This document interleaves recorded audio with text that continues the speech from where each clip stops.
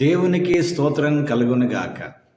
క్రీస్తునందు ప్రియమైన యేసుతో ఏకాంత సమయం అనే అనుదిన ధ్యాన కార్యక్రమ వీక్షకులందరికీ ప్రభువైన యేసుక్రీస్తు నామం పేరట విజన్ క్యూటీ ఫెలోషిప్ తరఫున ప్రత్యేక వందనాలు, శుభాలు తెలియజేస్తూ నేటి ధ్యాన కార్యక్రమాన్ని మేము ప్రేమతో ఆహ్వానిస్తున్నాం. ప్రియులారా, నేటి ధ్యానం కొరకే ఏర్పాటు చేయబడిన పరిశుద్ధ లేఖన భాగము హోషేయ గ్రంథము 4వ అధ్యాయము 1 నుండి 19 వచనాలు.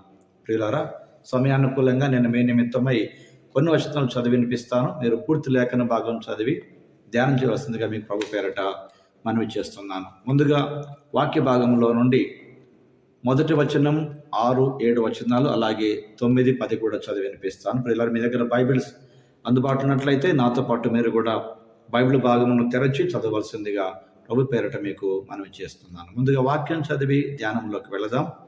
ఇశ్రాయేలు వారలారా, యెహోవా మాట ఆలకించుడి. సత్యమును కనికరమును దేవుని గూర్చిన జ్ఞానమును దేశమందు లేకపోవుట చూచి యెహోవా దేశ నివాసులతో వ్యాజ్యమాడుచున్నాడు. 6, 7 వచనాలు. నీవు జ్ఞానమును విసర్జించున్నావు గనక నాకు యాజకుడు కాకుండా నేను నిన్ను విసర్జింతును.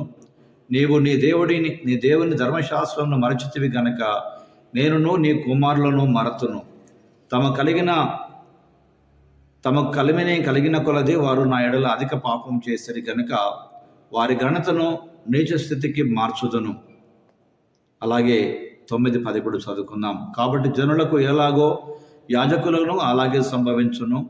వారి ప్రవర్తనను బట్టి నేను వారిని శిక్షింతును. వారి క్రియలను బట్టి వారికి ప్రతీకారము చేతును. వారు యెహోవాను లక్ష్యపెట్టుట మానిరి గనుక వారు భోజనము చేసినను తృప్తి పొందకయుందురు, వ్యభిచారము చేసినను అభివృద్ధి నొందకయుందురు. చదవబడిన లేఖన భాగమును దేవుడు నేటి మన ధ్యానం కొరకు దీవించి ఆస్వాదించునుగాక. ప్రియులారా, నేటి ధ్యాన భాగం పూర్తిగా చదివిన తర్వాత దీని కొరకు ఏర్పాటు చేసినటువంటి ప్రధాన అంశము దేవుని వాదన,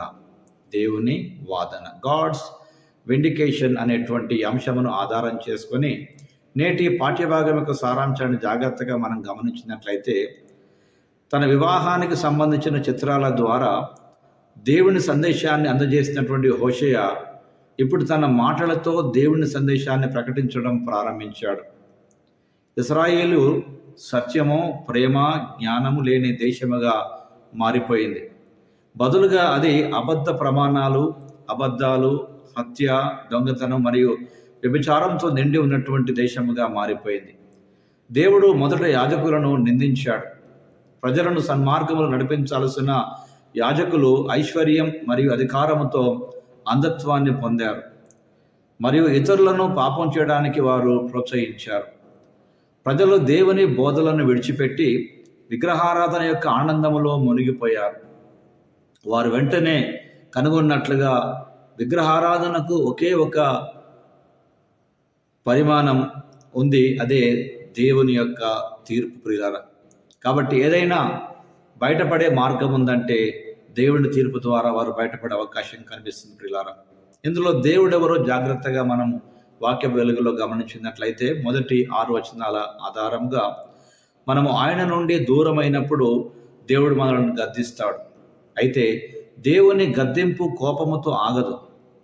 మనము దేవుని విడిచిపెట్టామని అనుకోవచ్చు, కానీ ఆయన మనల్ని ఎన్నడూ విడిచిపెట్టలేదు.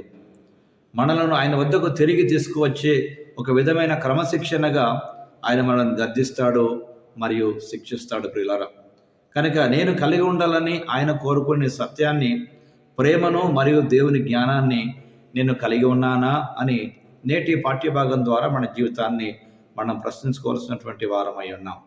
ధ్యాన భాగంలో పాల్పొందుతున్న ప్రియ సహోదరి, సహోదరుడా, నీ జీవితంలో నీ కొరకు దేవుని వాదన ఏమిటి? దేవుడు నిన్ను సరిచేయడానికి ఆయన చేసేటువంటి క్రమశిక్షణను నీవు నీ జీవితానికి అనుమతించుకుంటున్నావా? ఈరోజు నా దేవుడు తన వాక్యం ద్వారా మాట్లాడుతుండగా ప్రియులారా, నేటి ధ్యాన భాగంలో నుండి దేవుడు నేర్పేటువంటి పాఠముగా 9, 10 వచనాలను మనం గమనించినట్లయితే, దేవుడు లేకుండా చక్కగా జీవిస్తున్న వారిని చూచి మనం అసహ్యపడకూడదు. ఎందుకంటే వారు ఎంత ఖరీదైన వస్తువులు కలిగి ఉన్ని, ఎంతో ఆనందముతో గంతులు వేసినా, చిందులు వేసినా వారి ఆత్మల ఆకలిని తీర్చుకోలేరు, తీర్చలేరు. వారు అనేక భౌతిక వస్తువులు కలిగి ఉన్నప్పటికీ ప్రియులారా, వారు కాలి హృదయాలతోనే జీవిస్తున్నారు తప్ప వారు దేవుడు లేడు. దేవుడు మనతో ఉన్నప్పుడే నిజమైన సంతృప్తి కలుగుతుంది ప్రియులారా. కనుక దేవుడు లేని సంపద కంటే దేవుడు కలిగి ఉండి దుఃఖము, బాధ కలిగిన ప్రియులారా, అది మనకెంతో ఆశీర్వాదం. లేఖనాల్లో ఒక చక్కటి మాట మనం గమనిస్తాం. అన్యాయముతో కలిగిన వచ్చుబడి కంటే నీతితో కూడినది కొంచెమే శ్రేష్టమని దేవుని వాక్యం మనకు జ్ఞాపకం చేస్తుంది ప్రియులారా. కనుక ఈ రోజున దేవుని వాదన మనుషులతో వారి విపరీతమైనటువంటి కోరికలు నెరవేర్చుకోవడానికి అవసరమైతే దేవుణ్ణి కూడా పక్కన పెట్టేటువంటి పనిలో పడ్డారు మనుషులు. కనుక దేవుడు లేకుండా దేవుడిని సాధించుకోవాలనేటువంటి మానవ ప్రయత్నం నిజంగా అతని పతనానికి దారితీసేదిగా కనిపిస్తుందని నేటి పాఠ్యభాగం మనకు నేర్పిస్తుంది ప్రియులారా. కనుక ఈరోజు పాఠ్యభాగంలో నుండి దేవుడు మనతో మాట్లాడుతున్న మాటకు మనం స్పందనగా ప్రియులారా, మన జీవితం ఎలా ఉందో సరిచూసుకోవడం వాక్యం ద్వారా మనకెంతో అవసరమని ప్రియులారా వాక్యం బోధిస్తుండగా, రండి ప్రభు సన్నిధానంలో దేవుడు మన జీవితాలను సరిచేయాలని ఆశిస్తూ ఉండగా ఆ దేవునికి మనము ప్రార్థనాపూర్వకంగా సమర్పించుకుందాం, ప్రార్థన చేసుకుందాం. ప్రియమైన దేవ, సంఘ నాయకులు మీ వాక్యాన్ని సరిగా బోధించడానికి మరియు సంఘ సభ్యులందరూ నీతివంతమైన విశ్వాసముతో జీవించడానికి మాకు సహాయం చేయండి. మీరు లేని సంపద, క్షేమము కంటే దేవా, మరి మీరు మాతో ఉన్న కష్టాలు, బాధలున్నా పర్వాలేదు, వాటిని సహించి వహించి నీ ద్వారా మీ క్రమశిక్షణను కోరుకునే కృప మాకు ప్రసాదింప చేయమని క్రీస్తు ప్రభు పేరట ప్రార్థిస్తున్నాం పరమ తండ్రి. ఆమేన్, ఆమేన్. ప్రియులారా, ప్రభువారు నిత్యము తన వాక్యం ద్వారా మనతో మాట్లాడుతుండగా ఆ ప్రభు నేర్పినటువంటి పాఠానికి మన జీవితాన్ని సరిచేసుకుందాం ప్రియులారా, చక్కదిద్దుకుందాం. వాక్యపు వెలుగులో ఒకసారి మన జీవితాలు చూసుకుంటూ ప్రభు మాట్లాడిన కొలది మన జీవితాన్ని సరిచేసుకుంటూ వెళ్దాం ప్రియులారా.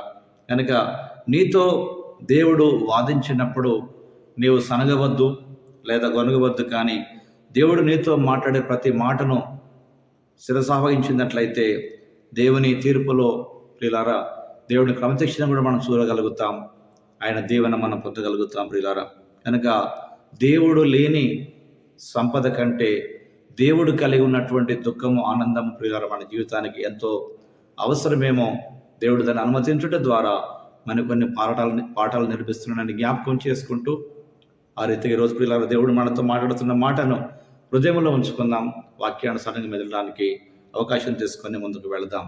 ఆ విధంగా చేయుటకు దైవ కృప మనకు తోడుగా ఉండాలని ఆశిస్తాం ప్రియులారా. దేవుని వాక్యం ద్వారా మీరు పొందినటువంటి అనుభూతులు ఏదైనా ఉన్నట్లయితే మాతో పంచుకోండి. మేము సంతోషిస్తాం, ప్రభువును స్తుతిస్తాం.